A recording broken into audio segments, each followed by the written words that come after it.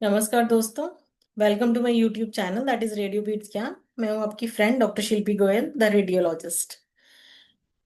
आप सभी को दिवाली की बहुत बहुत शुभकामनाएं फ्रेंड्स। आई होप बहुत अच्छी गई होगी दिवाली आप। सॉरी मैं थोड़ा सा लेट वीडियो डाल रही हूँ, एक हफ्ते का गैप हो गया है क्योंकि फेस्टिवल्स में बिजी थे।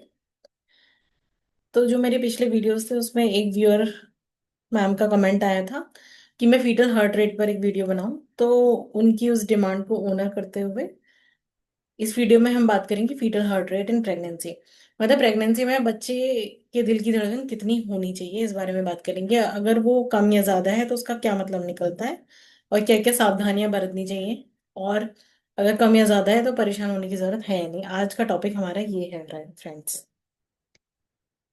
तो पहले हम बात करेंगे कि नॉर्मल जो धड़कन होती है बच्चे की वो कितनी होती है प्रेगनेंसी के समय पे। देखिए, प्रेगनेंसी के समय पे जो बच्चे की धड़कन है वो वेरी करती है। इस ग्राफ से हमने उसे डिनोट किया है।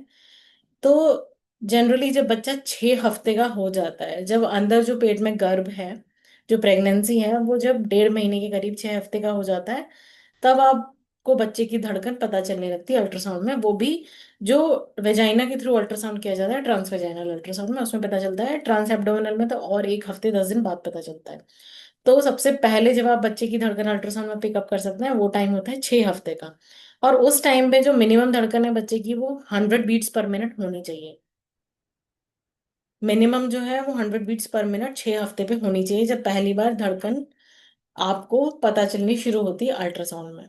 उसके बाद जैसे जैसे बच्चा साइज में ग्रो करता है तो करीब 6.5 से 7 हफ्ते पर मिनिमम 120 बीट्स पर मिनट की धड़कन होनी चाहिए।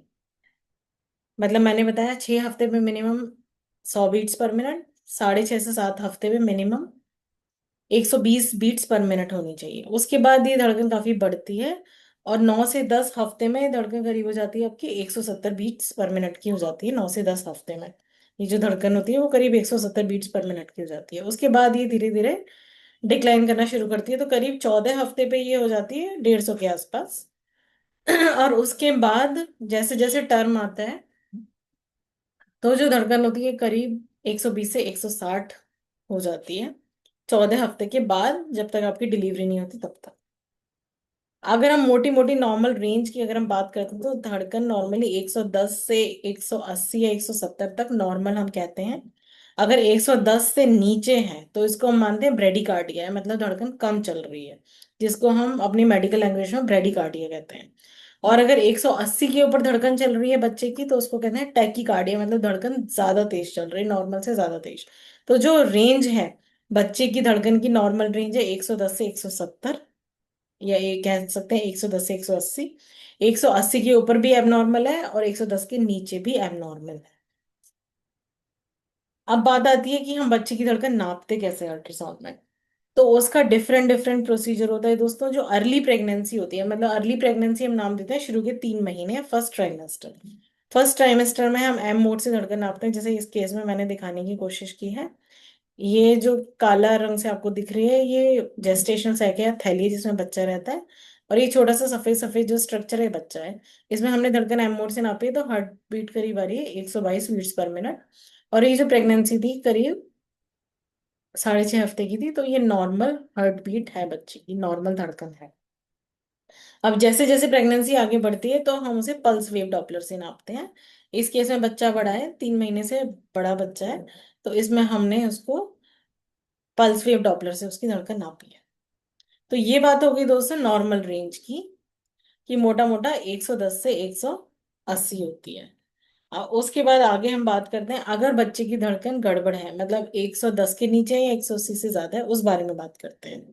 तो अगर धड़कन एबनॉर्मल है तो क्या करना है।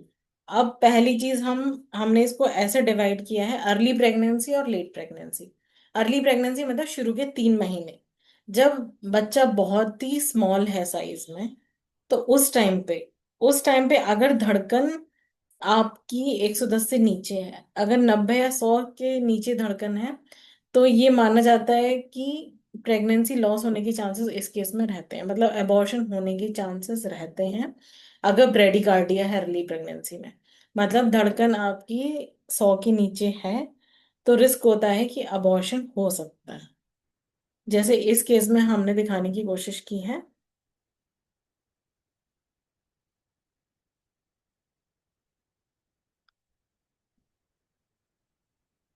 जैसे इस केस में हमने दिखाने की कोशिश की है दोस्तों, ये बच्चे की धड़कन हमने नापी, ये करीब 7 हफ्ते का बच्चा था, जब हमने धड़कन नापी तो धड़कन आ रही थी 75 बीट्स पर मिनट, मतलब 100 से कम है। तो एक रिस्क था कि इस केस में अबॉर्शन हो सकता है। तो जब 2 हफ्ते के बाद ये पेशेंट आया तो इस केस में जो धड़कन थी वो खत्म हो गई थी बच्चे की, बच्चा खत्म हो चुका था पेट के अंदर, या दूसरी भाषा में कहें तो अबॉर्शन हो चुका था।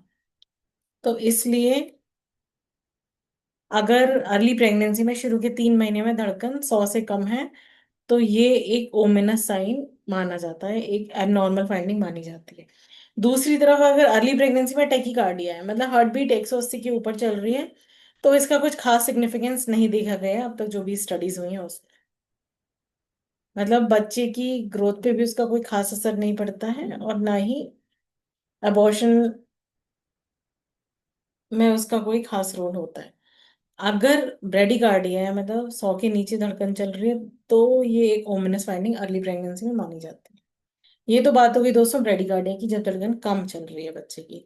अब हम बात करते हैं टेकिकार्डिया की, जब धड़कन 180 के ऊपर है। जैसे इस केस में हमने नापा, ये बच्चा था करीब 28 हफ्ते का, और इस केस में जब धड़कन नापी गई तो धड़कन आ रही थी 207 बीट्स पर मिनट, मतलब कहीं ज्यादा है 180 के। तो ये टैकीकार्डिया कहते हैं इस कंडीशन को। अब बात आती है कि इन केसेस में करना क्या है। तो पहली बात मैं जिस चीज पे जोर दूंगी वो मैं ये कहूंगी कि जो टैकीकार्डिया होता है वो ज्यादातर केसेस में, 90% केसेस में बहुत ट्रांजिएंट होता है, मतलब बिल्कुल थोड़े समय के लिए होगा फिर वो खत्म हो जाएगा अपने आप, तो उस केस में परेशान होने की जरूरत होती ही नहीं है। लेकिन अगर सस्टेन्ड है, मतलब लगातार चल रहा है और बच्चे की धड़कन 180 के ऊपर ही रह रही है, तो इसके कई कारण हो सकते हैं। कुछ 10% केसेस में ऐसा हो सकता है कि बच्चे के दिल में कुछ कमी हो, दिल में कुछ गड़बड़ी हो, उस वजह से धड़कन तेज चल रही है। दूसरे केसेस में ऐसा भी हो सकता है कि बच्चे में कुछ क्रोमोसोमल एबनॉर्मलिटीज हो, कोई अंदर जो बच्चेदानी के अंदर इन्फेक्शन हो जाता है, ऐसा कुछ इन्फेक्शन हो बच्चे को, या कोई आनुवंशिक बीमारी हो। उस केस में भी धड़कन तेज चलती है बच्चे की। लेकिन वो बीमारियां जनरली हम जो शुरू में अल्ट्रासाउंड करवाते हैं, NDNB स्कैन करवाते हैं जैसे मैंने बात करी थी, और लेवल 2 करवाते हैं, और साथ में डबल मार्कर टेस्ट करवाते हैं, तो उसमें पिकअप हमें हो जाती है। तो अब मैंने बताया कि ट्रांजिएंट अगर है, मतलब इस थोड़े से फेज के लिए फिर वो खत्म हो गई, अपने आप ठीक हो गई, तो उसमें परेशान होने की जरूरत नहीं है। लेकिन अगर वो चीज बनी रह रही है और आपने उसको ट्रीटमेंट नहीं दिया तो उसके कई कॉम्प्लिकेशन हो सकते हैं। कॉम्प्लिकेशन क्या हो सकता है कि अगर लगातार बच्चे की धड़कन तेज बनी हुई है तो उसका दिल है वो काम करना कम कर सकता है, उसकी वजह से बच्चे के अंदर क्या होता है, शरीर में पानी भर जाता है। जैसे इस केस में जो पेट के अंदर पानी भरता है उसे हम एसाइटिस कहते हैं, फेफड़ों के अराउंड जो पानी भरता है उसे प्लोरल एफ्यूजन कहते हैं, और ये हाइड्रोप्स फीटलिस के नाम से कंडीशन जानी जाती है। ये सिर के अराउंड भी पानी है, ये बच्चे की बॉडी में पानी भर जाता है उस केस में, और बच्चे को डिस्ट्रेस हो जाता है, और पेट के अंदर ही बच्चा खत्म होने की पॉसिबिलिटी बन जाती है इन केसेस में, अगर सस्टेन्ड टैकीकार्डिया है, लगातार लंबे समय तक बना रह रहा है तो। अब आते हैं, बात आती है ट्रीटमेंट की, ट्रीटमेंट कैसे करना है। तो सबसे पहले तो हम दोस्तों ये देखेंगे, अगर ट्रांजिएंट है, कुछ समय के लिए है, तो हमें परेशान होने की जरूरत नहीं है, वो अपने आप ठीक हो जाता है, और इन केसेस में प्रोग्नोसिस अच्छी होती है, बच्चे की ग्रोथ पे, डिलीवरी पे कोई भी फर्क नहीं पड़ता।